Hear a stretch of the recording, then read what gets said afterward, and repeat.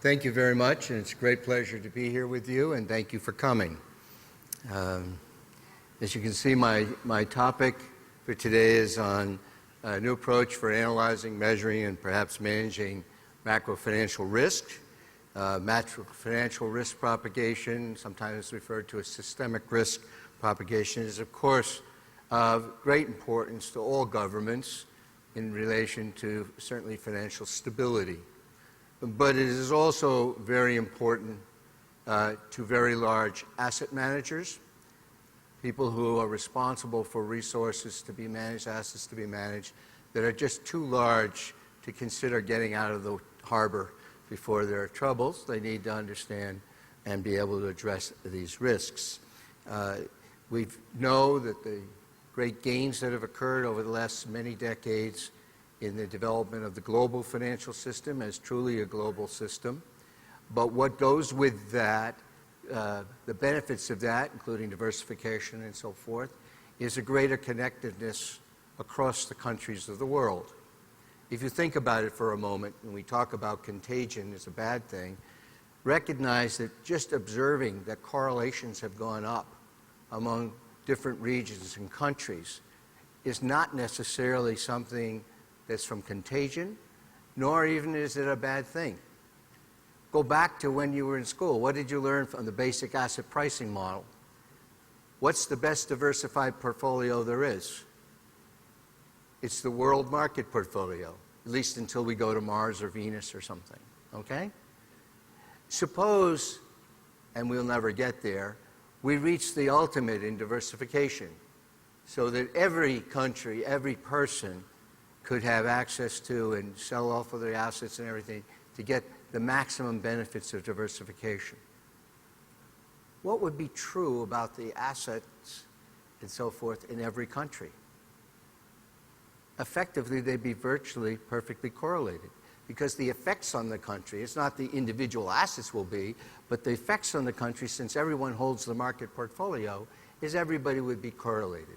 I only point this out because of my topic of connectedness and the risks that it may bring in terms of systemic risks, that the mere observation of growing correlation is not in and of itself a suggestion of contagion per se, nor is it even a bad thing, but may in fact be a reflection of the improvements in the global system. So that said, let me turn to the topic at hand. What I'm going to talk about is a particular approach to how you would measure connectedness, and I'll make clear what that is. I think most of you have a sense of what it is, among institutions, financial institutions, and sovereigns. I want to talk about developing a tool for measuring that. This is work that I've done with Andrew Lowe and several other co-authors that are listed for all of this. I take responsibility for making this public since the scientific paper is just going out. Some might say I ought to wait, but I'm pretty confident that the approach we have taken is going to work. We'll have some modifications of the numbers, and so I'm putting it out to you today. All right. Now, in mentioning it as being a tool, we're going to look at the connectedness of institutions with respect to credit risk. Not all connections, not everybody is doing business with everyone, but only the connections as it relates to credit risk. And I bring this to you because if we look back to the 2008-9 crisis, I think it's fair to say that the center of that was credit. Related to it was the plumbing of the money markets, repo, and so forth.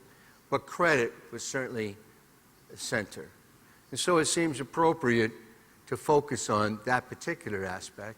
So I remind you, when you see what you see today, it is only connectedness with respect to credit. And therefore, some of your intuitions that you might have about connectedness may not turn out to be as you thought they were. Now, what I propose to do, I'm going to show you a few equations, very few, but what I propose to do mostly is show you pictures. Because the complexity of looking at connectedness among all the different institutions and sovereigns produces a mountain of outcomes I think at one point I figured we had 28,000 regression coefficients. Now, could you imagine if I stood up here and one by one showed you 28,000 regression coefficients? Forget about the pain. I doubt you could say anything about what any of it meant. So a lot of what we're trying to do here is to figure ways to convey information with large amounts of connections and numbers in a fashion that's useful to try to understand what's going on, not only in the moment, but also the dynamics of change, because that's going to be a big element. The connectedness in the system, I'll let you in on a secret, it's not static. It changes, and you'll see how it does change from the pictures and so forth that I show you. So think of this as going to be largely a colorful picture show. But as we all know, there's no free lunch, right? So before we can get to the picture show, you're going to have to go back to school, at least some of you. Maybe some of you will go back to school, maybe you never remembered this. But in any case, since we're dealing with credit, it's not surprising that you're going to have to know about credit risk. You're going to have to be credit risk savvy, credit risk near expert. Now, some of you may well be, but others of you may have said, last time I thought about that was maybe in one of the classes at Sloan, or maybe not. So I'm going to make you credit experts in about 8 or 9 minutes. You ready? Okay, here we go.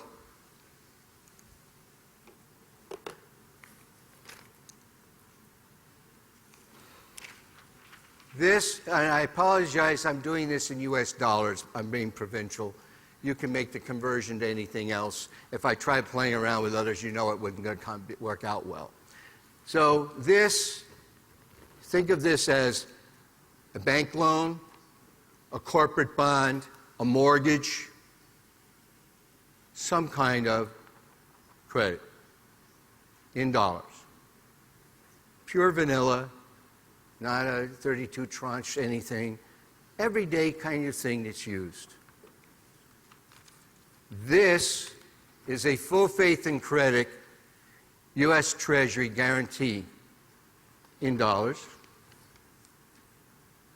If I staple them together, what do I have functionally? I have essentially a risk-free asset. It's like a U.S. Treasury.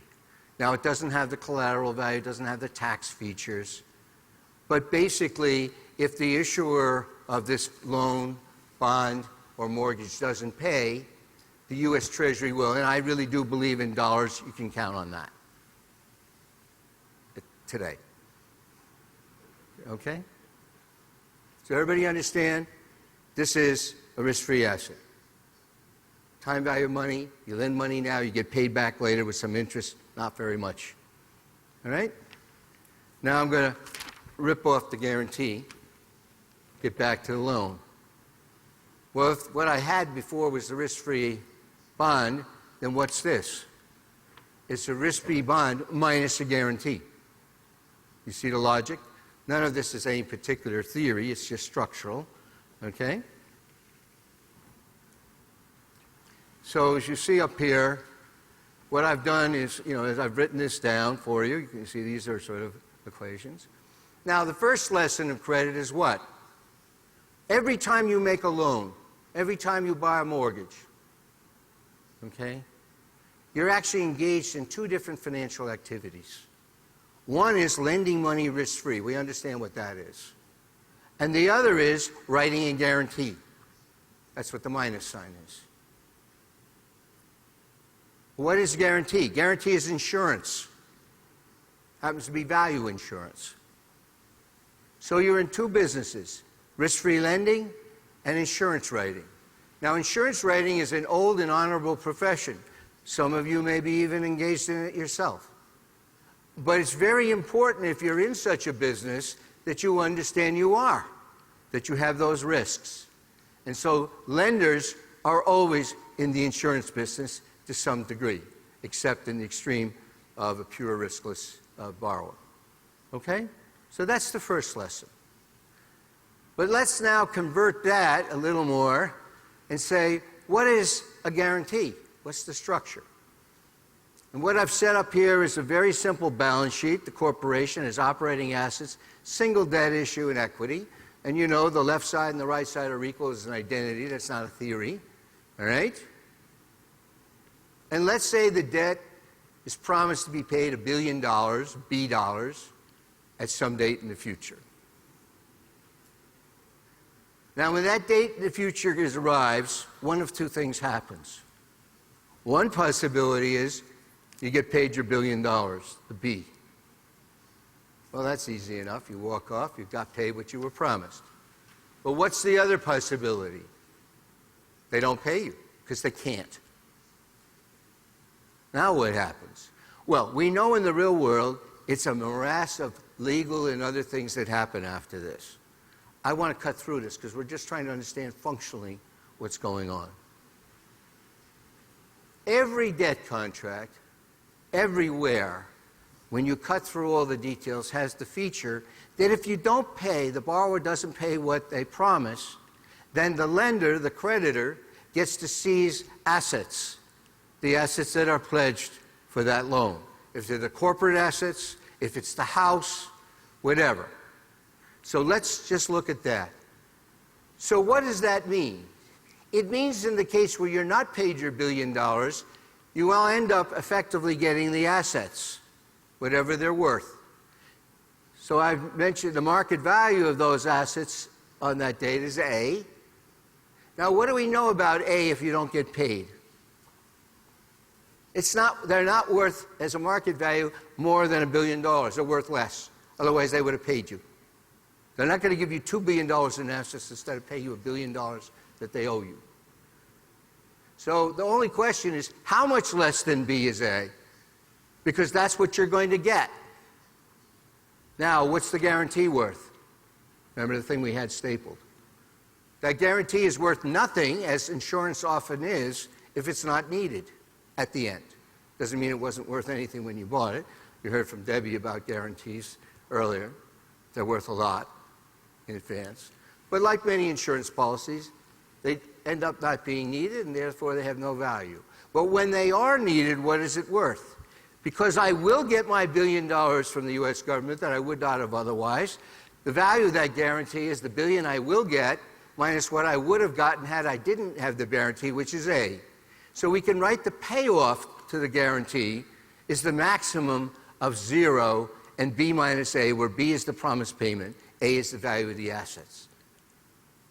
Please, just by a show of hands, does anybody recognize that payoff function in terms of a security you know about, a type of security? Please, someone. You do? You put your hand up? What is it? It's what? Well, yes, it is a credit default swap. That's a more modern thing. But what was it more generically? It's a put option, right? Look, you had to have seen options. You went to Sloan and went to finance. You may not have liked it. You may not remember it. But you sure as have had it. And I'm counting on that. Because what this tells us structurally is that the loan guarantee, or a credit default swap, is structurally equivalent to a value guarantee on the assets of the borrower. It's a put option on the assets of the borrower, a put option on the value of the house, a put option on the value of the corporate assets. Now, what does that do for us? I've only got a few more minutes to get you qualified. I'm leveraging that you know what put options are and that we've been trading them for 40 or more years. The CBOE just had its 40th anniversary. And of course, they go much further, but organized markets, and we've traded them on everything. Included, as mentioned, we have a whole CDS market. So we have a lot of learning curve experience and knowledge about how to value options. And we have lots of models to do that, and so forth. And so we can leverage that. If you never knew anything about credit, you now know that the central business is being able to value the option on the assets. And you can leverage that in there. I'm going to use that with you to move us forward. As was pointed out, you get for free, if you never understood them before, that the infamous or often mentioned infamous CDS is nothing more than that. Has specialized details, but fundamentally is no different. Okay? So you now know about put options. All right, what can I do to move this forward? Well, let's look at the risk properties of that. And so I move us forward to the next slide. The top picture is pointing out what is that if we plot the value of the mortgage or the debt, whatever it is, as a function of the borrower's assets, okay, because that's what this is related to. Now remember what the debt is. It's the risk-free debt minus the put option, minus the insurance. So that's it. Now all the action is really coming from the put option. Risk-free borrowing is just what it is. So let's look at the put option. Think of this as a bank loan, okay? Here is the guarantee, the put option, as a function of those same assets. And you'll see this shape, that's the value of the put option. All of this, you notice, is generic. This has nothing to do with Black-Scholes or any particular model, market equilibrium, or anything else. This is just a statement of structure. And this is the nature of the relationship of value between the put and the assets. Not surprisingly, if the assets fall, the value of the put goes up. That makes sense. The put guarantees value, right? The lower the value falls, the more valuable is that. So that seems pretty intuitive, all right? You also know some other things which I'm not going to go in here. What happens if volatility of the assets go up, even if no values change of the assets? Well, when volatility goes up, we know that the value of the put option goes up, which means the value of the debt goes down. So you know an awful lot about credit already, given if you didn't know anything 10 minutes ago. All right? So you know a lot about the relationships of what drives this. Now, what I want to point out to you is we started here. Gee, I don't think I'm being completely fair this side. I've got right or left bias. So how about we point to this one? All right? Now, we come over here, look at this asset, AC. We see the value of the put option. And then we see that if it falls to here, it goes up. Now, I will point out to you, and I have some people in the audience who maybe would disagree, but I doubt it. I think they would confirm it. If you even take account of that, you're ahead of the game with respect to most loan books of most banks. You will not find that typically banks mark their loans down in value in response to a drop in the market value of the assets of borrowers, provided the loans are still performing and there's no major impact to the borrower. Well, what you see here is, of course, that can't be. Because you see here, if the assets fall, having nothing to do with whether the loans are performing or not, obviously if they're not, you're already in trouble. The value of the guarantee goes up. The loans have to fall. So you've already learned something relative to the standard reporting ways in which these are often brought in. But and by the way, what does that mean? That means if a bank had this and nothing else happened, if the assets of it's those who would borrow from them fall, whether they're real estate or corporate assets, if they fall, what's true, ceteris paribus, is everything else about the bank. The value of its assets have fallen. What's happened to its capital? It has to have fallen. Whatever is reported is not what I'm talking about. I'm talking about the economic. So what has to be true if the bank does nothing else? If its assets have fallen, its capital is lower, what has to be true about its risk? It's going up some, okay? But I want to show you the second part, and this is the part that makes credit risk complex and insidious. Look here at this point here, AC, on the curve. Suppose I ask the question as a risk manager, what is the sensitivity to this guarantee? What is the sensitivity to this loan to a change in the borrower's asset values, the assets the borrower has? Well, if we talked about a little move, like a $1 move in the assets, it's going to be roughly the slope of that line. It's going to move along that slope. So if assets go up, it'll come down a little bit. If assets fall, they'll go up a little bit. Let's say that slope, as you see, is negative. Let's say it's minus 0.1. What does that mean? It means for a $1 move down, the guarantee will move up by about 10 cents. Okay? The steeper the slope, the more it moves. The steeper the slope, therefore, the greater the risk of that guarantee to the underlying assets. The greater risk of the guarantee, the greater the risk of the loan. Okay? You follow where we are. So now, look what happens when the assets fall. First, the guarantee goes up. We saw the debt goes down, capital goes down, risk goes up. Well, what else do you see? That slope is steeper. It's no longer 0.1. It's no longer 10 cents per dollar. Maybe it's 15 cents per dollar or 20, which means for the same size shock, the same size change in value that might have occurred here, if that same size happens there, the effect is going to be much greater. So we see it as kind of because of this nonlinearity you see, you get a super increase in the risk. Very different than the way people think about equity risk. Microsoft goes down, your capital is EF, but your first approximation, you think Microsoft probably has the same volatility or risk going forward. Not true. You can see it systematic. And it's this second one that's insidious in credit, particularly if you don't correct for the values. Because you can have exactly the same loan book. You haven't changed a thing. They can all be performing at the moment. And yet, if assets fall, your risk goes up, and it goes up far more than the simple fitting of historical data or anything else, or simple way we normally think in linear fashions.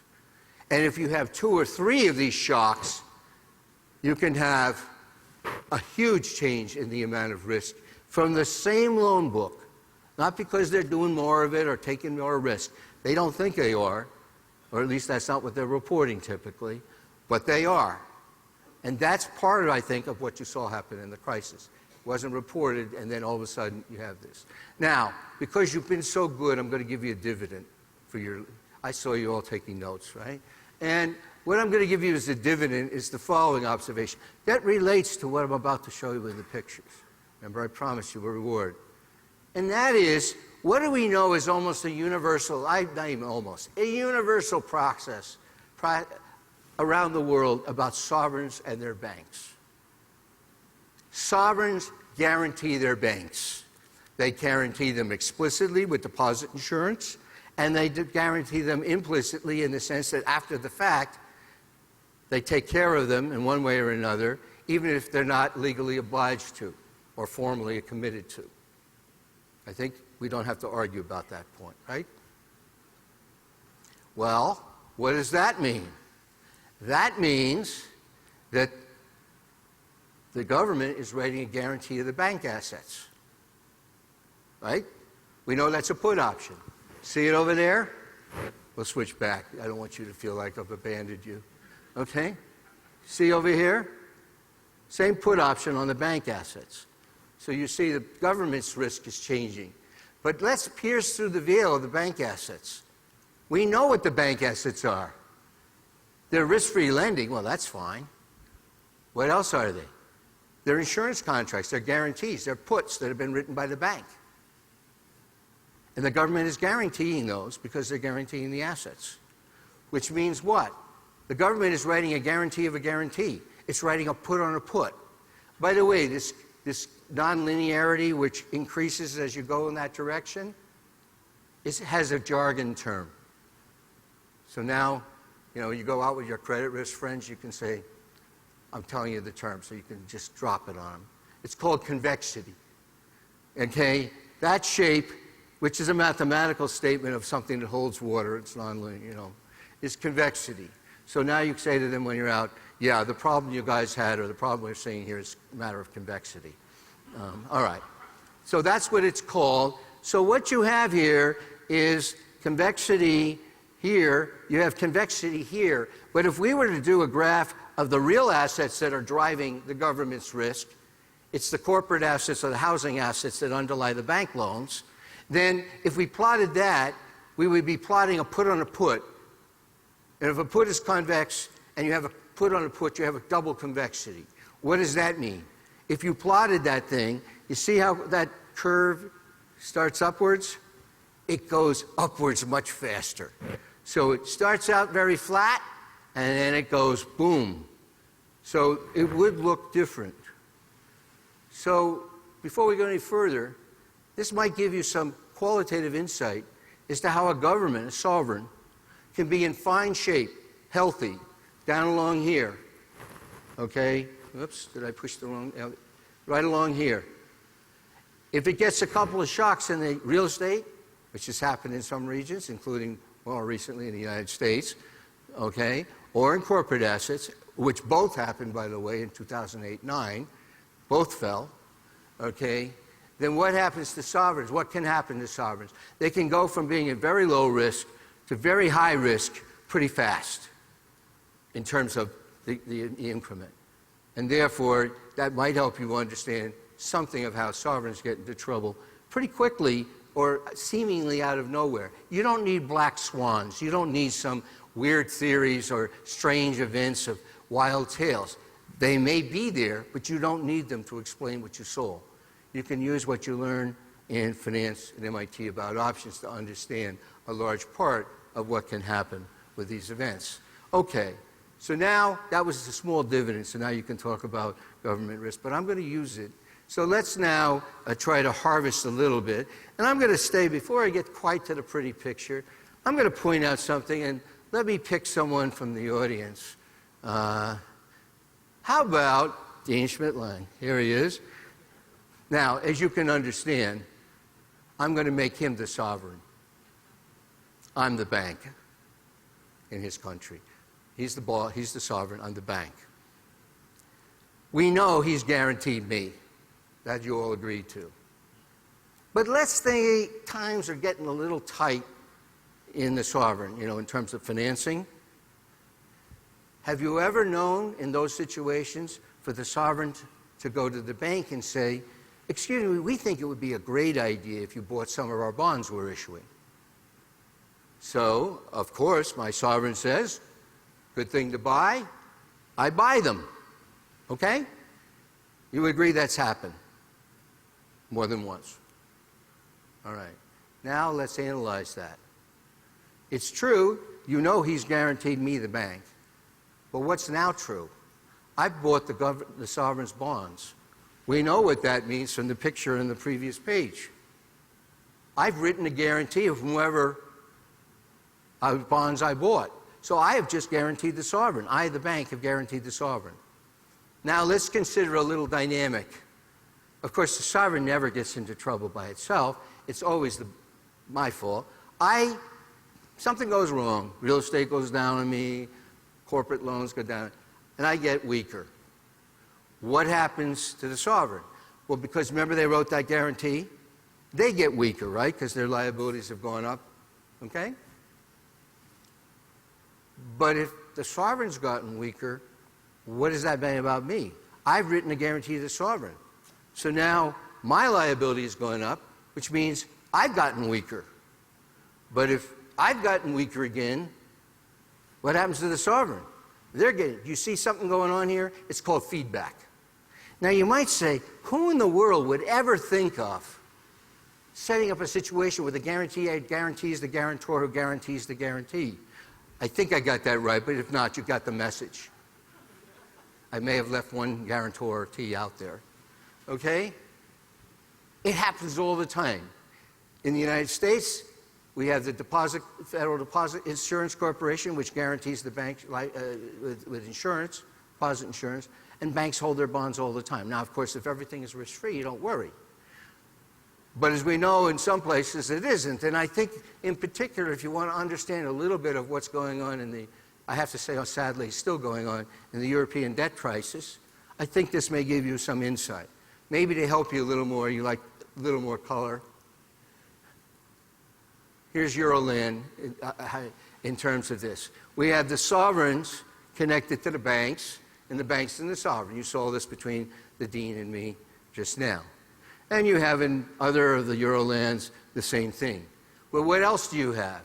You have banks in one of the, let's say in Spain, buying the sovereign debt of Italy, and you have across borders. So you have sovereigns buying across, right, writing guarantees. So Spanish banks are guaranteeing Italian sovereigns and so forth. And then the banks, of course, have guaranteed. This is only credit now. We're not talking about the rest of the business. The banks have credit relations with each other, transaction. And so when you start to look at all the patterns, you begin to see that this feedback can get really complicated. It also gives you some insight why it's not trivial to just say, hey, this lets the banks fail in that country, let the country look after it. There are many other reasons, but one of them is you say it's not that simple because there are all kinds of feedbacks here that are complicated. And you know, I think you now at least have something you could talk about if someone says to you, you know, what's going on in Europe, why did it happen, what's going on. So that's the payoff. Now, all right, we're going to use this. Now I'm going to describe you how we went about trying to measure connectedness with credit risk. What we wanted to do is quantitatively measure the impact, and I say impact, it's not causal in the structural sense. Everything we're doing is statistical, so, but we will use the term influence to mean it's something that happened here to one later seems to have an impact on the other through a statistical relation. So those of you who want the technical term, this is Granger Causality. Mr. Granger shared Nobel Prize for it, okay? And that's the way, but don't think of this as literally causal because we don't know enough, okay? That's kind of a disclaimer. You know, you have to have all these disclaimers, like for medicines and so forth. So when I talk about influence, you shouldn't literally read it that way. So what we look at is first, how do we measure quantitatively the credit or lack of credit, the credit cost or risk or whatever, of an institution or a sovereign? Well, we take the value of that put option, the value of the guarantee, and divide it by the value of the bond if it were risk-free, just to scale it. So you get a number, like someone mentioned CDS, like 6%, 3%, 12%. Okay? The larger the number, the more you have to pay for the insurance. Other terms the same, it means it's a worse credit. So if that number goes up, the credit is worse. If it were absolutely risk-free, the CDS would sell for zero. Well, it's not quite true, but it will sell essentially for zero, the guarantee, if it had no risk. All right? So everybody understand that metric. It unfortunately has a name, expected loss ratio. It has nothing to do with expected values in my view. But, you know, it's like a lot of things, that's what they call it. But whatever you call it, by whatever name, that's what it is. It's the value of the put divided by the price. So everybody understand what that ratio is. We now compute that ratio for institutions, banks, insurance companies, and so forth, and for sovereigns at a given point in time. And we take that number. In the first case, if you look over here, this is the only equation, okay? We take that number for institution or sovereign J, let's say last month, and we ask, look at an institution or sovereign K this month, 1 month later, all right? And then do a statistical fit. To what extent did the credit of this institution or sovereign last month related to the credit of a different institution or sovereign next month, okay? It has a notion of causality because the one cause happens earlier. That's the way to think of it, all right? So does everybody stand? We measure that coefficient, just a regression. All right? Now, we can also do the opposite.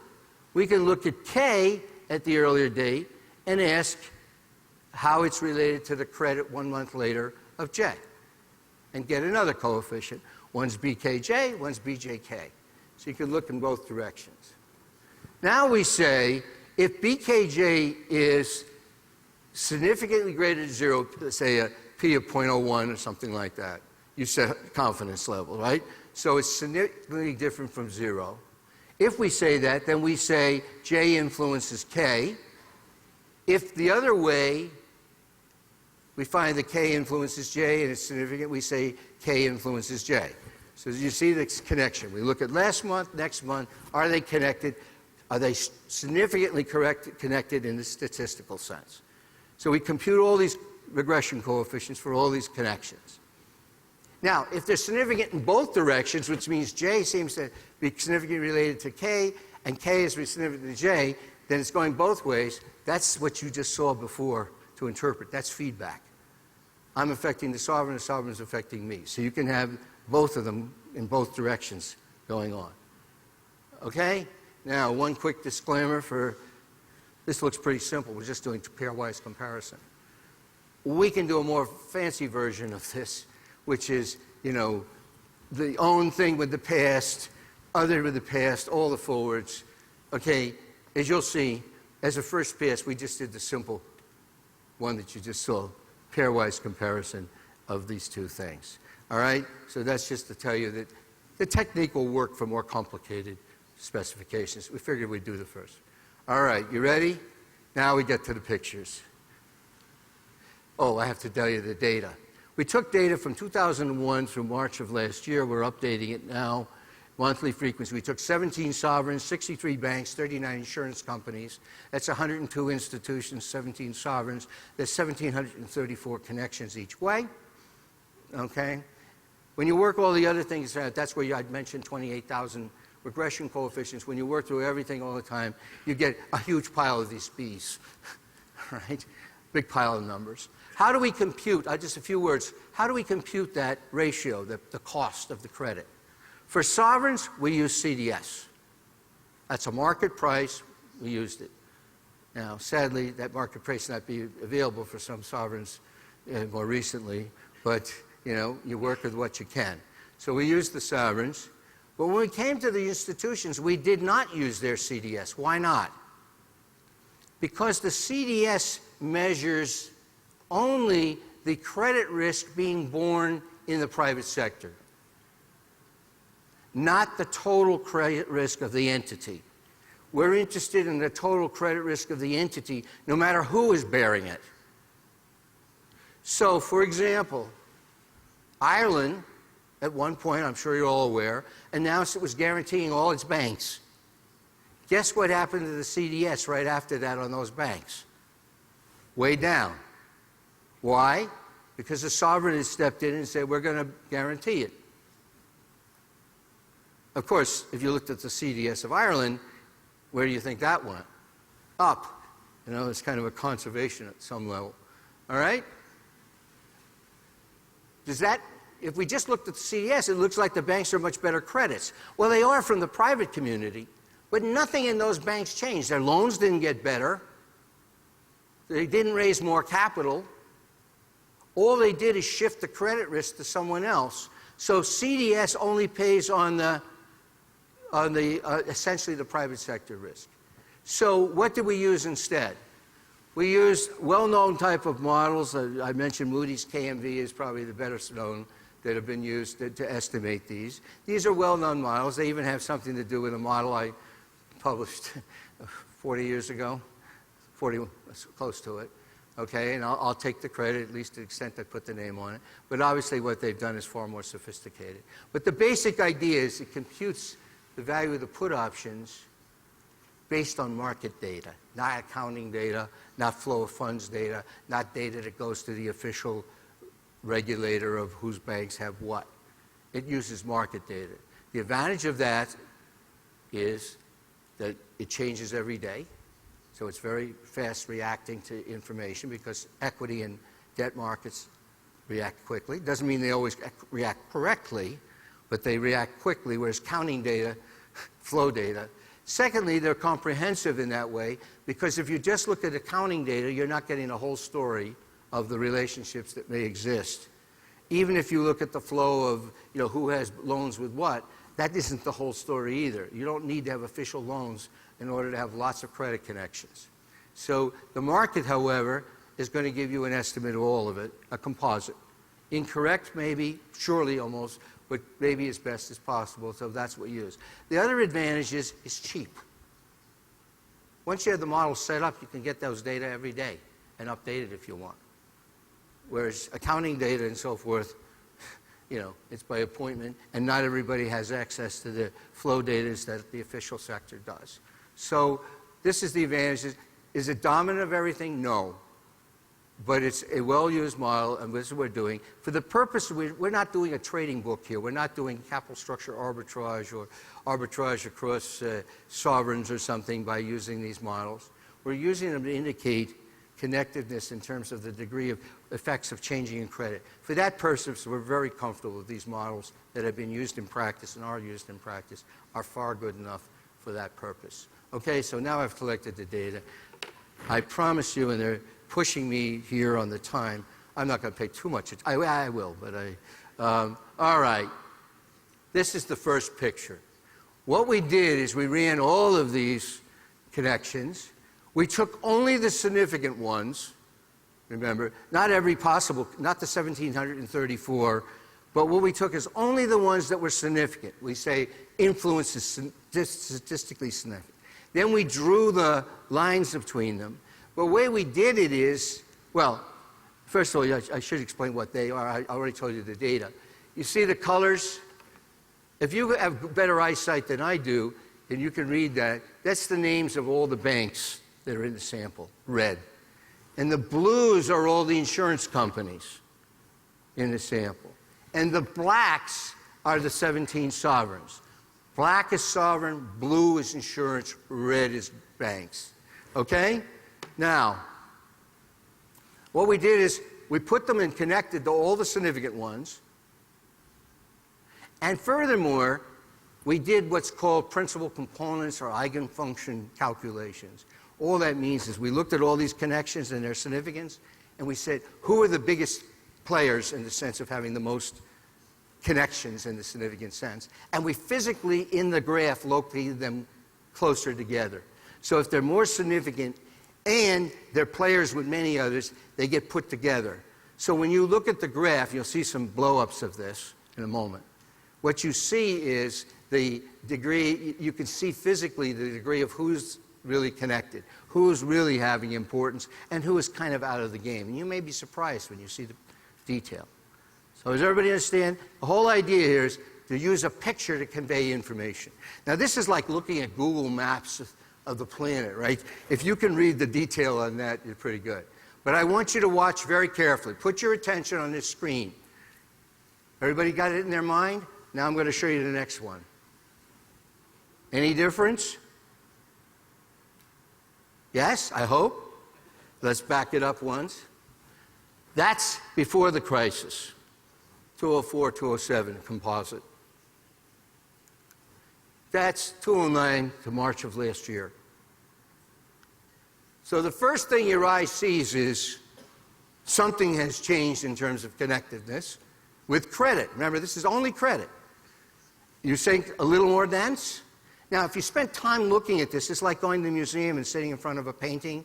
The longer you stay there, the more you see. If you keep looking at this, you'll see nuances of color and concentration. But the first thing is, that's all I wanted you to see. This is the most important picture, two pictures. Something changed a lot, and it went to a lot more connected. Is that bad? Not necessarily. It could be the connectiveness is good. But it also certainly could mean that the system is more vulnerable because it's more connected. And that's what is interesting here. So now let me give you, on Google Maps, what do? You blow down to some piece of this. Eventually you're looking at somebody sitting in their backyard, right? Well, we're not going that far, but we'll go a little ways. Here's a picture in August '08 of a blow-up of a part with, here you see Greece. You see it's down here, it's in the, this is before Lehman. Gosh, I don't know if this is, yeah, there it is. There's Greece, and you see this mass of blacks. Remember, they're located close. Who's having the biggest things and going on is there. Okay? Now I'm going to jump through these because I'm not going to do interpretation, but I got to show you how you use this. Now I jump ahead to December 2011. Spain had not yet officially gotten into the headlines as really in trouble, although clearly they were worried about it. Here's Spain, and you see it's already in the game here. Who's right in the heart of it over here? Italy. Okay? And it moves. Now, let me quickly go ahead. This is March 2012. And what I want you to see up here, that's the USA. Largest economy in the world at the moment. Certainly the most influential central bank. It's barely connected to anything. How could that be? It's too influential. How could it be? Well, think about it. Listen, since the numbers are preliminary, I'm not talking about, the big danger is reading the tea leaves and then the tea leaves change your data. But if you want to think of how you can use this question, if you started to try, that's a question. How could the U.S. be out of it? The answer you might come up with is, it's election year in the United States. What's the chances that the Fed or anyone else in the United States is going to step up and do another $500 billion euro swap to ECB? I don't think so. You think Congress is going to allow that? Do you think anyone in election year is going to do that? Some could argue no. Do you think in March of 2012 people were worried about the credit of the United States in dollars? I don't think so. In fact, that's where a lot of the money was going. So connectiveness, as you think about it, may be, indeed, you'd find the UK was also there, and not perhaps as surprising, Sweden and Switzerland are in similar situations. But I'm just trying to show you how these things are and how they might raise. Here's our Italy. You see where Italy is? That's pretty connected, right? Now let me show you another one. This is a blow up. We're going same picture, same time. Here is Italy blown up. If you have good eyes, you can see their arrowheads now, right? They're showing their directions between them. If you have arrowheads going both ways, it means it's feedback. If you have it one way, it's going from this blue arrow coming into this red means that the influence is going from that insurance company to that bank. If you see a black coming in, it's coming from that sovereign. That sovereign, which is married to this red bank here, and don't they look like they're married? They're right there, right? Okay? That's Spain. And you see all the arrows coming into that red bank? Can anybody see what bank that is? It has its symbol. It's red. It's bank. That's Goldman Sachs. Now, this is no statement about Goldman Sachs. This is not a good statement, a bad statement. This is just a number. But this illustrates what I think is I'm very confident this tool is good for. Asking good questions. It may not have explanations. It probably doesn't. It may not have policies that you could do something about it. But it asks good questions.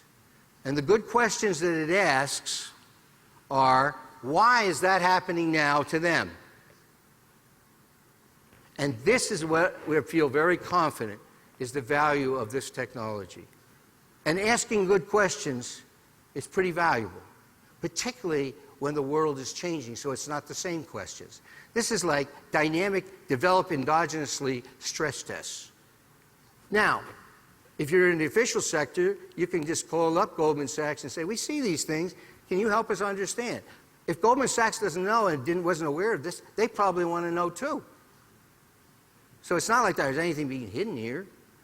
And if you get a good answer, you're fine. If you don't, just say, maybe I ought to look a little more. If you're not in the official sector, you can use whatever you have to try to find out. But do you see the spirit of it? Now, I've run over my time, but I'm going to steal from the dean. I've done that more than once in many ways, but I shouldn't admit that. But just to give you a flow of things. So you see how the tool is good for asking questions, etc., and you see how you can blow it up and you can see all the connections. But what I want you to see is a little bit of how they change through time, because this is the dynamic. So what we did here, and I have several others, I'm not going to go through each, but what we did here when we say from sovereigns, we mean the arrowheads coming from a sovereign to someone else, meaning in some sense the sovereign is causing it, putting that in quotes. And the red one is two sovereigns. What's when the arrow's coming into the sovereign? So the institutions are affecting the sovereign. Do you get it? You see, this percentage here is the percentage of all possible connections that are significant. So if you see 40%, if it's 1,734, that's what, 680, 690, 692 or something like that of significance. You see back here, the numbers from the sovereigns are very low. Then you see it changes. To the sovereigns, from the banks, for example, is this way. So do you see how much it changed? That's once you see the dynamics of how it changes. So you understand monitoring this can give you how things are changing in a very serious way in both directions as well as magnitude. I did banks and sovereigns, sovereigns, bank. There's sovereigns and sovereigns. This is one sovereign and affecting another. That's the little blue lines there. You see it gets a little interesting up here. So you see, it's giving you the dynamics as well as all the connections. Your eye can solve, your mind can integrate with pictures, which all those regression coefficients don't. But quickly, this last one, you know these 5 countries, and you know the acronym that usually is used. It starts with Portugal. We chose not to use that. We thought it was pejorative. The best we came up with was GIPS, which is GIPS, okay. But at least it isn't the other one. And what we did here is we measured from them minus to them. What we mean is their influence on others minus others' influence on them. And you see, prior to the crisis, it's very negative. That's common sense. Greece is not a big deal, a big economy. Portugal is not a big economy. Italy's big, but, So most of the time, they're getting bounced around by everybody else. But what did we see happen? It went very, very positive for a time, and then came down again. So you see how it picks these things up? And it picks these things up in many cases, when you say early, in the case of Spain, before Spain was on the front page. And so it's a constant monitor type thing. All right, last point. I really mean this.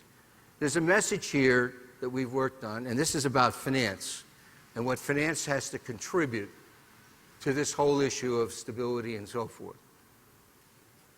Currently, every country has their own monetary policy. They're basically engaged in three activities in this area: monetary policy, fiscal policy, and financial stability. They kind of talk to each other, but they don't integrate it. The monetary policy, the central banks and monetary policy kind of do what they want to do. They look at what the fiscal policy is going to be, but they basically say we want to fix the economy. So, and they don't really integrate it with stability. So, for example, in the United States, we know that the central bank chose to drive both short and long-term interest rates to very, very low levels. Reason being, try to stimulate the economy. One of the effects of driving long rates to very low levels is it absolutely massacred the pension industry, because the liabilities of pensions, DB and government pensions, went to the moon because of the low long-term rates. In the U.S., for the public, not Social Security, our states and our cities, that number today is gone down a little bit. It was $4 trillion. Now with rising interest rates, maybe 3.5, 3.7 trillion underwater. Since pension funds hold 30% of the world's assets under management, about 100 trillion, 30 trillion, they're pretty significant. So I think from a financial stability, I would have loved to have pension funds in here, but I didn't have them. We don't have the data. But that's an example of monetary policy having an impact on financial stability. And that's what we're talking about. And they should be integrated. The second thing I wanted to say, and this is very financy, and you can do this when you talk to your friends, who are always macroeconomists. They can tell you what's going to happen to the economy. We finance people don't have a clue, all right? What can you say to them? Well, if you look at macro models, the models are actually used by central banks, including things like your Fed. They're all certainty models by structure. They add an error term and do Monte Carlo simulations, but they don't have in their structure the fact that the world is uncertain. For every path, they treat it as certain. Now, what does that mean? Remember I showed you the nonlinearities of the guarantees and the insurance? In a certainty world, they're all zero. They don't exist. Since you know the future, insurance, and there's none of that. So the typical macro model, in its structure, doesn't have the effect of volatility, doesn't have the effect that the risk can be rising very rapidly for institutions, even without a default. In fact, most of those models, they go along, everything's fine until they hit a wall, and then they say they default. When reality is, we know that's what central banks are using now. That's what they should need if they want to have the risk structure. It's just a picture. So we in finance, I think, have something to bring to the table. What you see here today is one example of a tool designed to help in that, one small tool in the big cog. I hope you also heard about from Debbie about our Center for Finance and Policy. We are going to be developing these tools. This tool belongs in there. We're going to be working on this sort of thing to bring finance, the risk structure, and so forth into understanding policy implications and how they can be done. Not recommending policies, but doing that. Well, I've overstayed far too much, and we'll probably get thrown out of the room. But I really appreciate your attention and staying time. And what I'll do in return, anybody who wants to be certified as a credit risk first level expert, come see me and I'll sign your diploma. Thank you very much.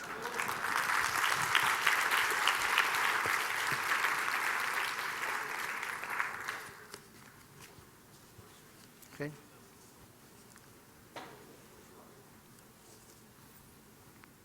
I don't know. Up.